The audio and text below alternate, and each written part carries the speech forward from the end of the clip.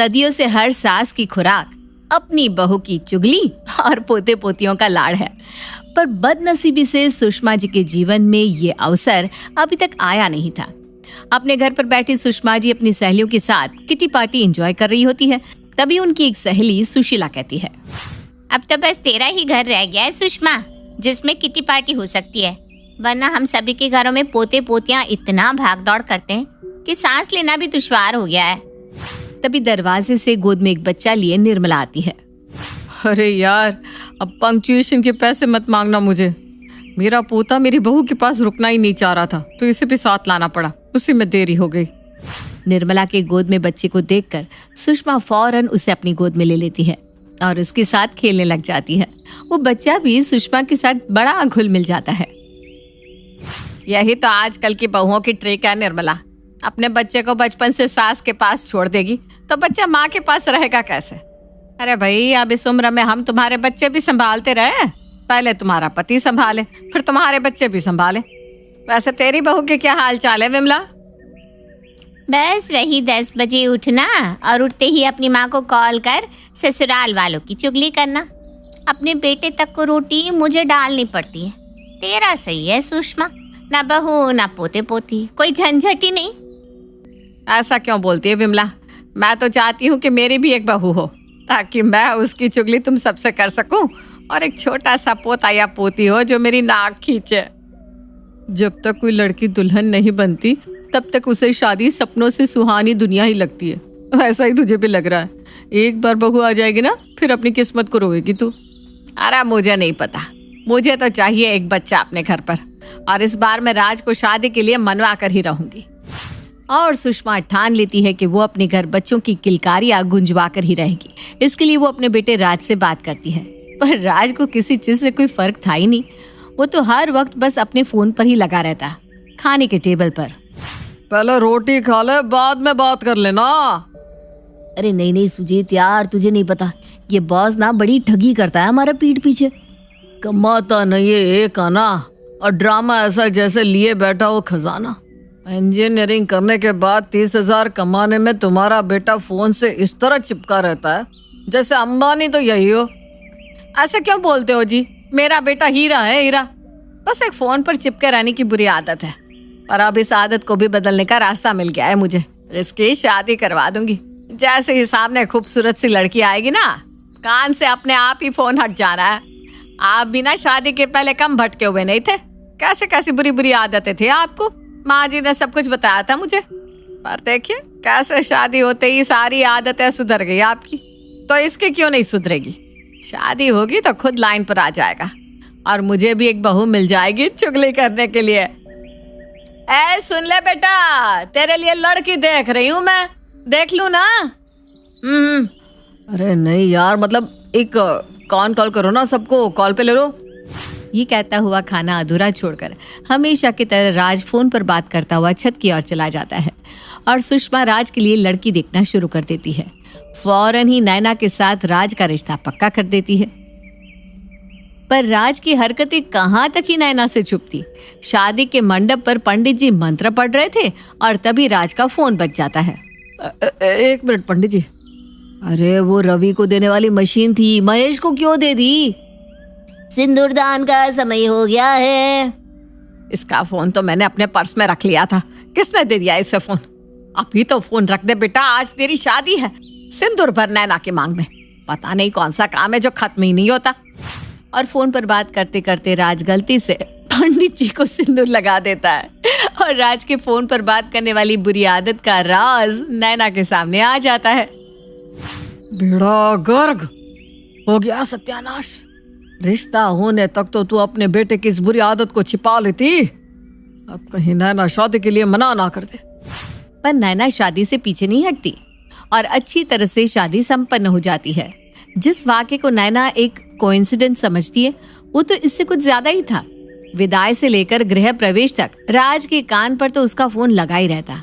पूरी विदाई में बेचारी नैना फूट फूट कर रोती रहती है और राज अपने फोन में मगन रहता है। और फिर आती है सुहाग रात की बारी। नई नवेली दुल्हन की तरह सजी हुई नैना बिस्तर पर अपने पति का इंतजार कर रही होती है कि कब राज आएगा और कब उसका घूंघट हटाएगा। और राज आता भी है। पर जैसे ही राज नैना के चेहरे से घूंघट हटाने जाता है, ट्रिंग ट्रिंग उसका फोन बज जाता है। ये प्रफुल्ल क्यों फोन कर रहा है? लगता है फिर से कोई गड़बड़ हो गई है। और फोन पर बात करते करते राज कमरे से बाहर चला जाता है। ये क्या बात हुई? पहले फोन पर बात करते करते पंडित जी की मांग भर दी, मेरी विदाई पर इन्होंने मेरी तरफ एक बार भी देखा नहीं, और अब सुहाग रात में मुझे अकेला छोड़कर चले गए। कौन सा पति अपनी पत्नी के साथ ऐसा करता है?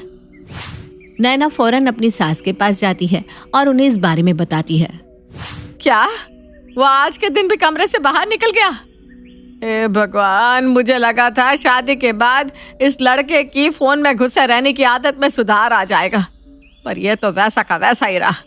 ऐसे तो कैसे देखूंगी मैं पोते पोतियों का मुंह? उसके लिए इन्हें मेरा भी तो मुंह देखना पड़ेगा मम्मी जी, जो मुझे तो लग नहीं रहा कि ये देखेंगे। ये कहाँ फंस गई मैं? अगर मुझे पहले पता होता कि यहाँ मेरी साथ पहले से तैयार है तो मैं कभी इस रिश्ते में नहीं पड़ती। अरे कैसे ध्यान नहीं देगा तुझ पर? तू अपना जादू चला बेटा, सब कुछ छोड़ छाड़ कर तेरे पास आ जाएगा। पर सुबह 4 बजे तक राज फोन पर ही बात करता रहता है और 7 बजे ऑफिस निकल जाता है। नैना अपनी माँ को कॉल कर इस बारे में बताती है। क्या? मुझे तो मंडप पर ही कुछ गड़बड़ी लग रही थी, पर तूने कुछ कहा नहीं तो हमने भी जाने दिया। तू 2-4 दिन और देख ले बेटा। और हाँ, राज जी का फोन चेक करते रहना, कहीं कोई लड़की का चक्कर तो नहीं है। एक मौका देखकर उससे बैठकर बात कर, और उसके बाद भी राज्य के बर्ताव में सुधार नहीं आया तो फट से मुझे या तेरे पापा को कॉल कर देना, हम फौरन तुझे लेने आ जाएंगे। मुझे तो अब लग रहा है कि पहले से ही उनके जीवन में कोई होगी, वरना शादी की पहली रात कौन सा आदमी अपनी पत्नी को छोड़कर फोन में घुसा रहता है? मैं कहाँ जाऊँ मम्मी? अरे नहीं नहीं नहीं बेटा, रो मत, तेरा घर पड़ा है, टेंशन मत ले। जमाना बदल गया है, ऐसी कोई बात निकली तो हम तेरी दूसरी शादी करवा देंगे, तुझे वहाँ मरने थोड़ी ना छोड़ देंगे। और शादी में जो खर्चे हुए हैं वो तो मैं तेरे सास ससुर से निकलवा ही लूंगी। 10 बातें सुनाऊंगी सो अलग।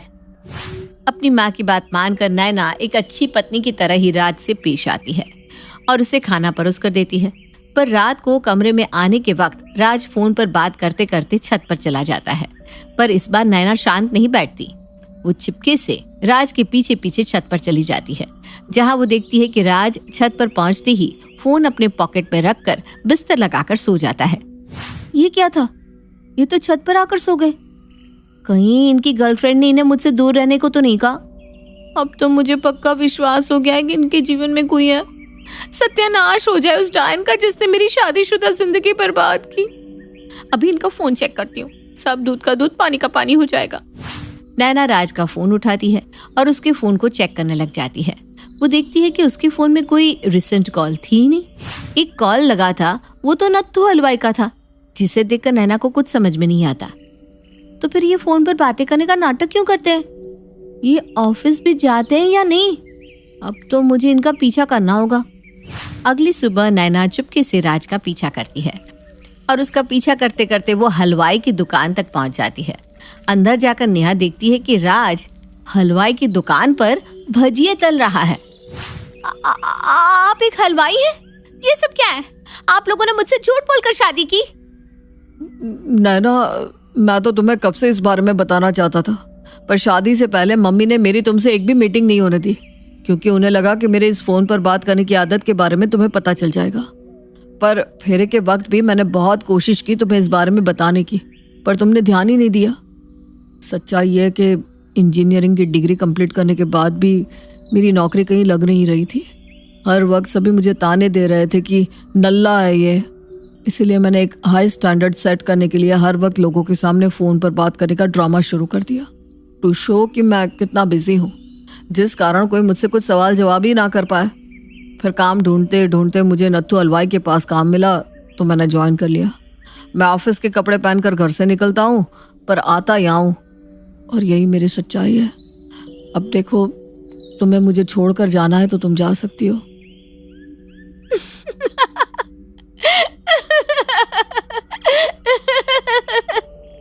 नैना जोर जोर से हंसने लगती है। ओह माय गॉड, और मैंने न जाने क्या क्या सोच लिया। तुम्हें पता है राज, मुझे बड़ा शौक था कि मेरा पति घर संभाले और मैं काम करूं, पर मुझे लगा शादी के बाद मुझे काम करने मिले ना मिले, इसलिए मैंने ऑफिस ज्वाइन ही नहीं किया।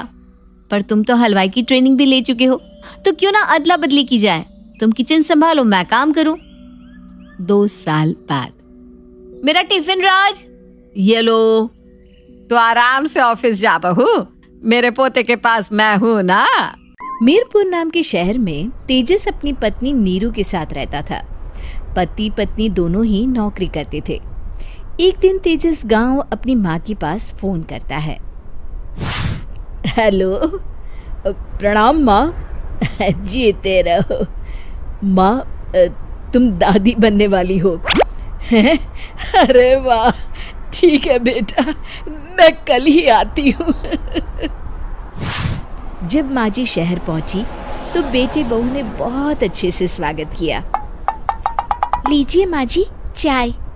अरे गर्मा गर्म पकोड़े ले आओ माँ के लिए। नीरू रसोई में गई और 2 मिनट में ही पकोड़े ले आई। जी ये लीजिए। बहू जादू से बनाए हैं क्या? अभी तो रसोई में गई थी। यम्मी। माँ जी, शीला रसोई में पकोड़े तल रही है, मैं बस लेकर आई। हे भगवान, मेरा धर्म भ्रष्ट कर दिया तूने। अब तो गंगा जल से शुद्धिकरण करना होगा। दूसरे दिन, माँ जी मैंने नाश्ता बना दिया है, ऑफिस जा रही हूँ। पर अभी तो घर का सारा काम पड़ा है। शीला आती ही होगी, झाड़ू पोछा बर्तन कपड़े वो सब कर लेगी। हमारे जमाने में घर का सारा काम हम ही करते थे। जी माँ जी, आप बहुत होशियार हैं, मैं घर ऑफिस दोनों नहीं संभाल पाती। तो जरूरत क्या है घर से बाहर जाकर चाकरी करने की? वैसे भी घर का काम खुद करने से घर में बरकत आती है, समझी? पर माँ जी। पर वर कुछ नहीं, इस महीने की पगार मिले फिर ऑफिस बंद। हाँ। रात को नीरू तेजस से कहती है, सुनिए जी, माँ जी बोल रही थी कि मैं नौकरी छोड़ दूं। वैसे ठीक ही तो है, अभी तुम्हें आराम की जरूरत है। फिर भी आराम कहाँ, शीला को छुड़ाने के लिए बोल रही थी। तो अब 24 घंटे में इतना काम तो कर ही सकती हो। पर जॉब पसंद है मुझे, घर पर मन नहीं लगेगा। अगले दिन जब दोनों ऑफिस के लिए निकल रहे थे, मेरी तो कोई कीमत ही नहीं है इस घर में। माँ जी, आजकल महंगाई बहुत है, रहन सहन भी बदल गया है, दोनों नौकरी करते हैं तभी ठीक रहता है। अच्छा, तू कहना क्या चाहती है? मेरा बेटा तुझे बिठा के खिला नहीं सकता? तू ही इस घर का खर्च चला रही है, हैं? नहीं माँ जी, मेरा वो मतलब नहीं था। मतलब खूब समझती हूँ, ये बाल धूप में सफेद नहीं किए मैंने। हाँ। अब तो ये रोज का काम हो गया था। तेजस भी रोज की झिकझिक से परेशान हो गया था।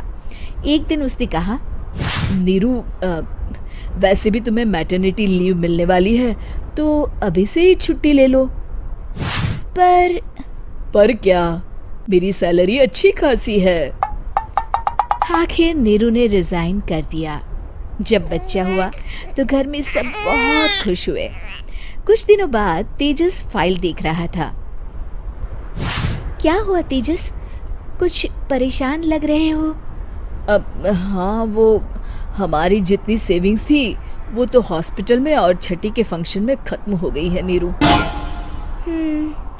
और अभी वैसे मंदी चल रही है तो मैं बोल रही थी कल मुन्ना को हेपेटाइटिस का टीका लगवाना है। नीरू, क्या पोस्टपोन नहीं कर सकते? नहीं जी, बिल्कुल नहीं।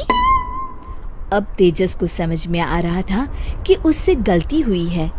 पैसों की कमी का असर घर के माहौल पर भी पड़ रहा था।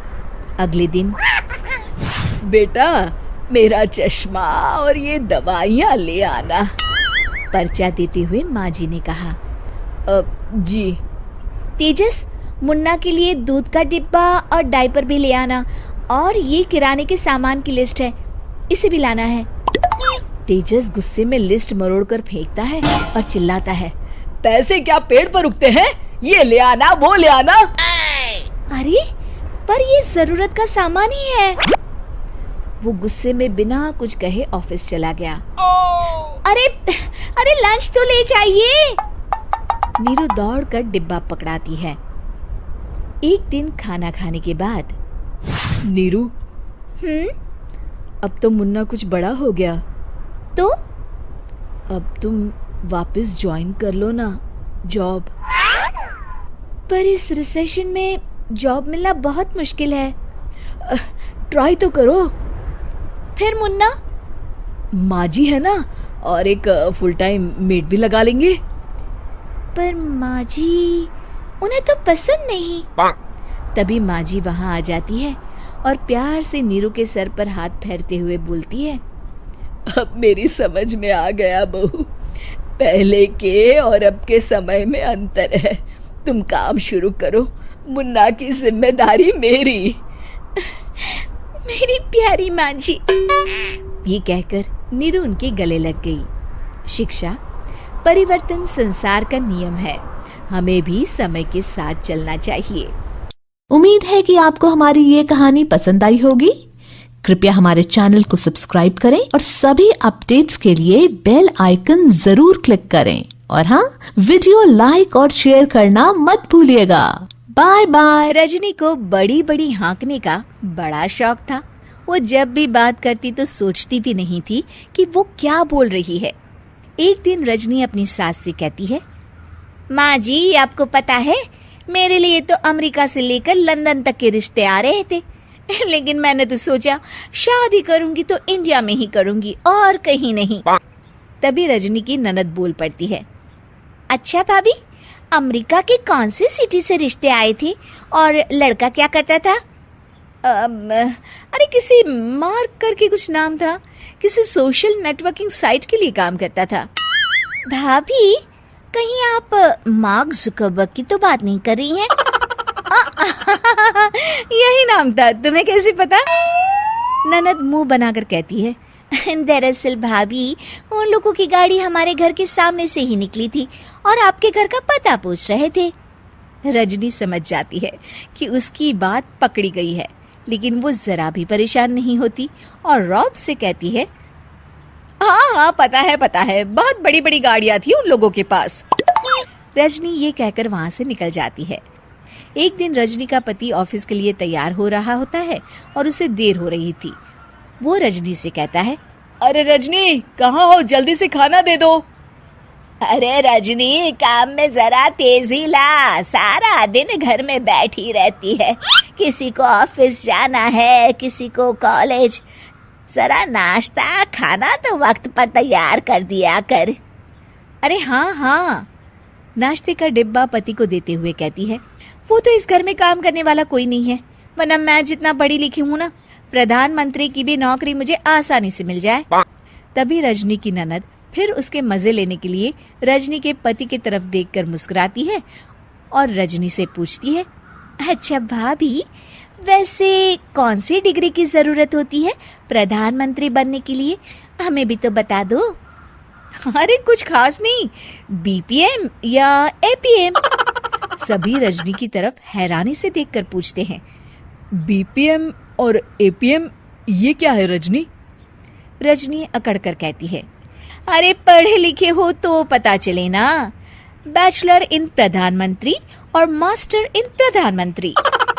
अब क्या था, रजनी की ननद और पति मुंह छुपा छुपा कर हंसकर निकल जाते हैं। रजनी समझ नहीं पाती है कि आखिर हुआ क्या। खैर, रजनी की ये आदत दिन पर दिन वैसी ही रहती है। एक दिन रजनी अकेली एक पार्टी में जाती है, जहाँ रजनी की रिश्तेदार उससे कहती है, अरे रजनी, बहुत सुंदर साड़ी पहन रखी है, बहुत जच रही है तुम पर। अरे भाभी, कैसे नहीं जचेगी, पूरे 1.25 लाख की साड़ी है, वो डिजाइनर है ना जे वालिया, उसी के स्टोर से खरीदी है, ओरिजिनल है, ओरिजिनल। बस अब क्या था, पूरी पार्टी में ये बात आग की तरह फैल गई कि रजनी की साड़ी 1.25 लाख रुपए की है। तब काकी कहती हैं, अरे रजनी, सुना तुम्हारी साड़ी 1.25 लाख रुपए की है। अरे काकी, वो तो मैंने ही कम ही रेट बताया था भाभी को। आप तो जानती है ना कितनी झूठी और जलनखोर है वो।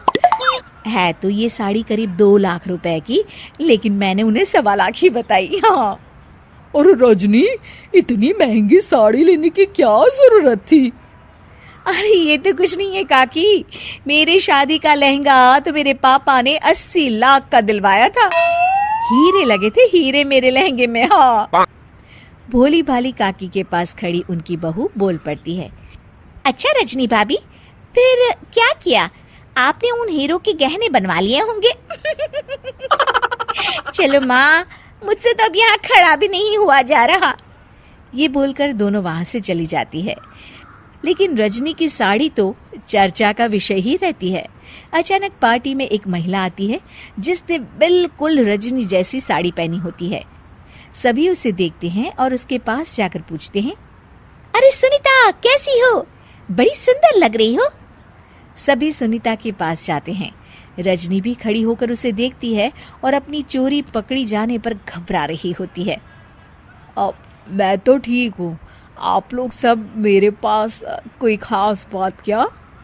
और अब बेटिया, ये साड़ी तेरी बड़ी प्यारी है, कहाँ से ली? और बुरा न मानना, कितने की ली?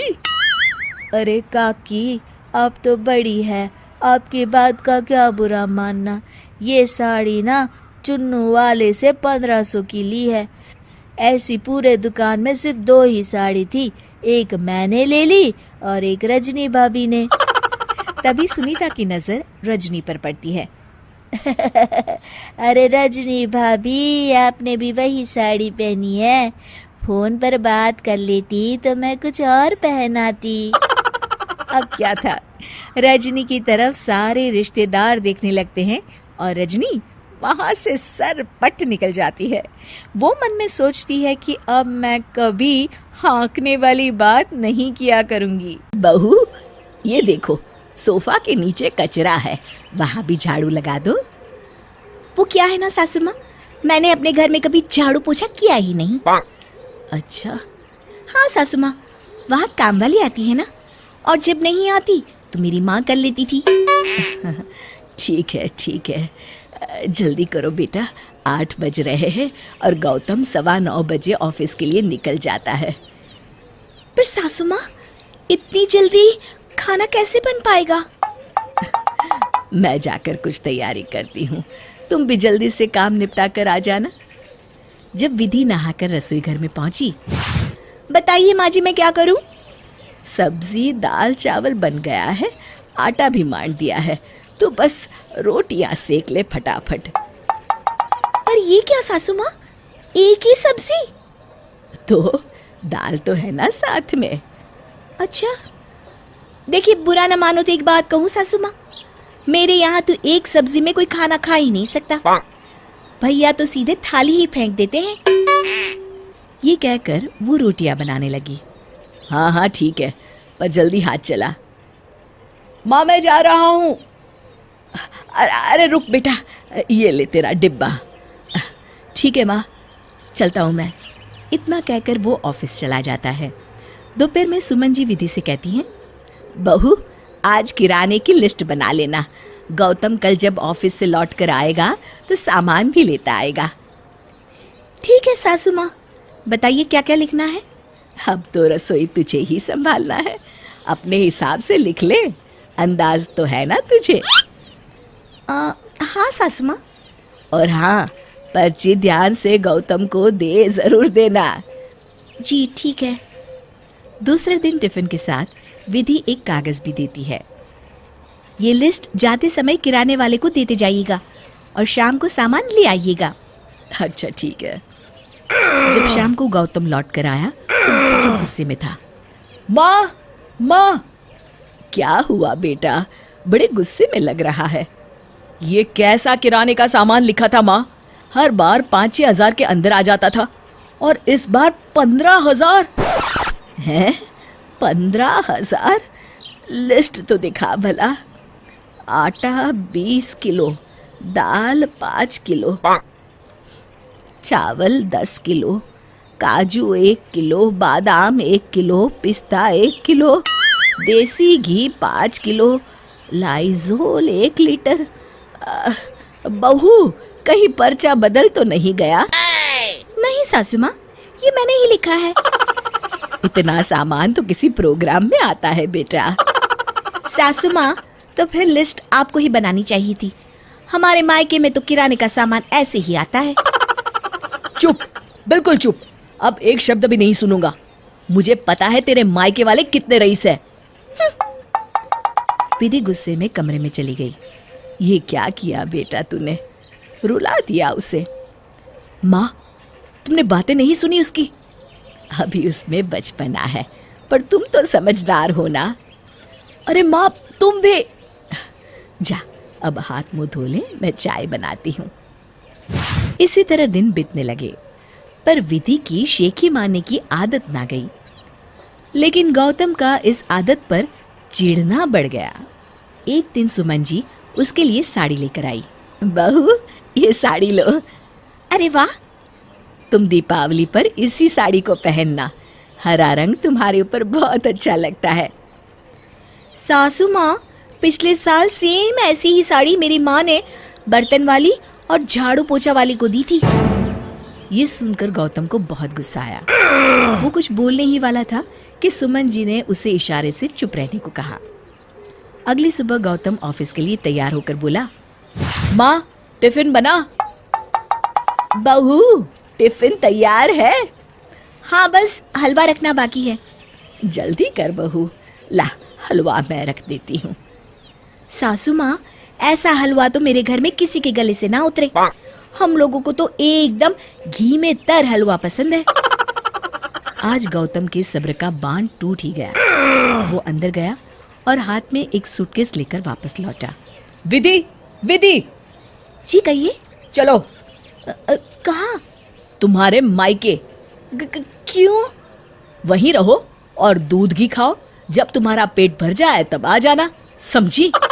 अरे बेटा सुन तो। नहीं माँ, मैं नहीं झेल सकता। ये कहकर उसने विधि का हाथ पकड़ा और लगभग घसीटते हुए उसे मायके छोड़ आया।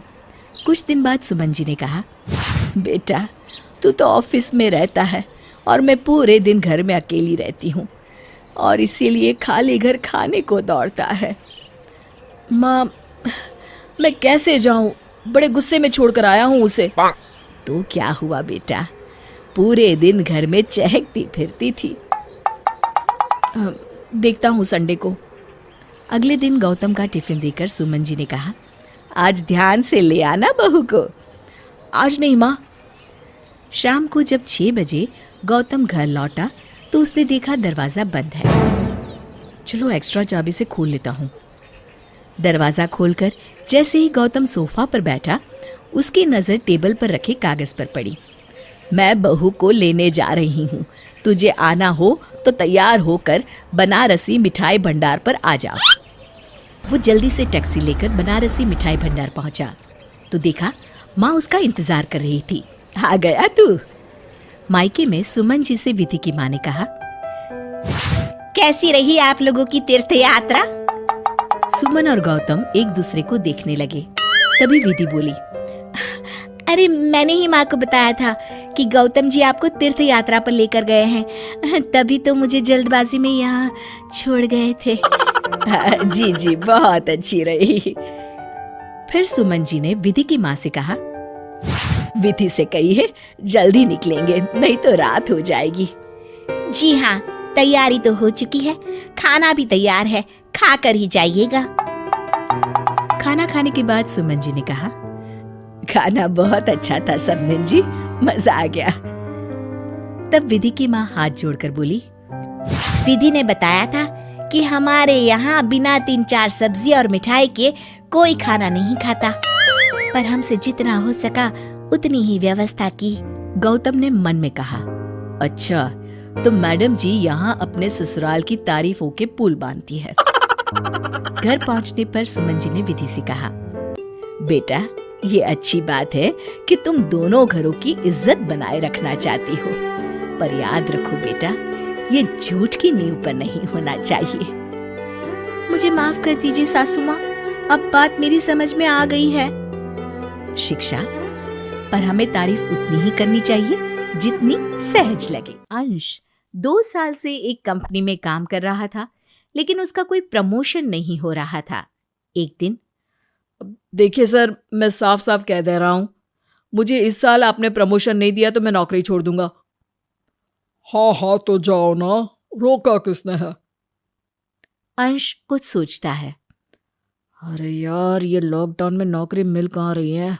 अब हाँ चला जाऊंगा, लेकिन इस बार ना आपको वक्त दे रहा हूं। ये बोलकर अंश जा ही रहा होता है कि उसका बॉस पीछे से आवाज देता है। अच्छा सुन, मौका है तेरे पास प्रमोशन का, लेकिन रहने दे। अरे बॉस, क्या हो गया बताओ ना। रहने दे यार, नहीं कर पाएगा तू।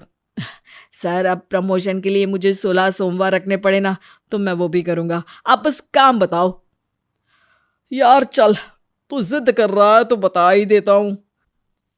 दरअसल कंपनी के ओनर की बीवी आ रही है इंडिया पहली बार, लेकिन कोविड के कारण बॉस उसे किसी के घर रखवाना चाहते हैं, ना किसी के होटल में। अब हाँ, तो मैं क्या करूं, और इससे मेरे प्रमोशन का क्या लेना देना? अरे बस तू उसे अपने घर ठहरा ले, खुश हो गई तो प्रमोशन ही प्रमोशन। अरे कैसी बात कर रहे हैं सर, आप क्यों नहीं रख लेते अपने घर? और अब पिछली बार रखा था भाई, प्रमोशन तो छोड़ो, जॉब बचाने की नौबत आ गई थी, बीवी अलग तलाक देने को तैयार बैठी। अरे क्यों बॉस, ऐसा क्या हो गया? और वो तो जब आएगी तभी देख लेना तुम। अरे बॉस, बीवी तो मेरी भी है भाई, नौकरी तो और मिल जाएगी लेकिन बीवी नहीं मिलेगी। ना सर, मैं नहीं सर। ठीक है, फिर देख ले, फिर ना बोलना कि प्रमोशन नहीं किया। अंश सोचता है कि बीवी से बात कर लेता हूं, लेकिन अंजाम और जवाब दोनों से वो अच्छी तरह वाकिफ है। फिर थोड़ा सोचकर, अब ठीक है सर, आप मेरे घर बुला लीजिए, मैं रख लूंगा उन्हें। फिर वो दिन आता है जब अंश के दरवाजे की बेल बजती है और सामने खड़ी होती है रोजी। लंबी टांगे, शॉर्ट ड्रेस, भूरे बाल और नीली आंखें। ये अंश कहाँ है? वो मेरे पति हैं और वो मेरे पल्लू में है। कोई और सवाल? मैं रोजी हूं। तभी वहां अंश आ जाता है। वो समझ जाता है कि माजरा क्या चल रहा है। अब रीना, ये मेरी रोजी है। व्हाट? सॉरी, मेरा मतलब है ये मेरी रोजी रोटी है। अरे यार, ये वही है जिनके बारे में। रीना समझ जाती है। ओह सॉरी, आइए मैडम, रोजी रोटी। Smart people. ओ अंश, मैं थक गई हूँ, पूरा पैर दर्द हो रहा है, थोड़ा रिलैक्स करना है। कहाँ है हमारा बेडरूम? हमारा तो उस तरफ है, लेकिन आपका इंतजाम मैंने उस साइड किया है। चलिए दिखा देती हूँ। ओह थैंक्स। अंश, मिलती हूँ तुमसे, कुछ बात करनी है। रोजी को कमरे में छोड़ने के बाद रीना अंश से कहती है, अरे क्या आइटम है, कब तक रहेगी ये? अरे भगवान जाने यार, बस प्रमोशन दे और चलती बने। अगले दिन रोजी, ओ अंश, चलो जरा ऑफिस चले। हाँ, मैंने आपके लिए लंबी कार वाली कैब बुक करा दी है। सभी बाहर जाते हैं, जहां एक तरफ अंश अपनी कार में होता है और दूसरी तरफ कैब खड़ी होती है। No cab, no, not safe. Ansh, come outside and open a door for मी।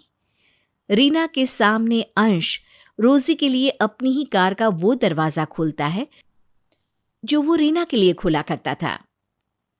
हे रीना, शाम को प्लीज कुछ तंदूरी बना लेना, एंड प्लीज मेक श्योर कि वो कोविड फ्री हो।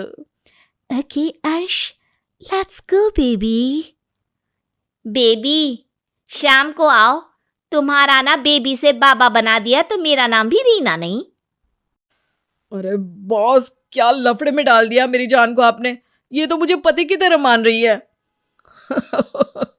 वो ना मैडम थोड़े खुले विचारों की है। थोड़े? अरे सर, वो तो मेरे ही घर को, मेरी बीवी को मेरी सौतन बना कर रख रही है।